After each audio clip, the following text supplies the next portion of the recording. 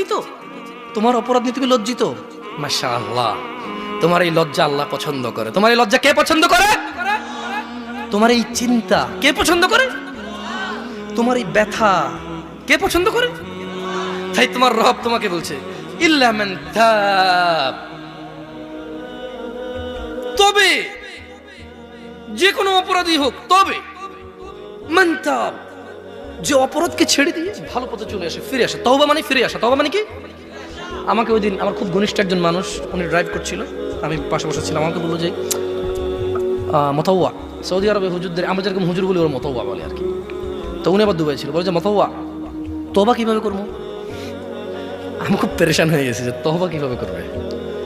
বললাম যে তওবা মানে তো ফিরে আসা। ধরেন আপনি কোনো কাজে লিপ্ত আছেন, মানে যে কোনো কাজ যেটা অপরাধ, যেটা কি তওবা মানে কি বলে দেবো আপনাদের?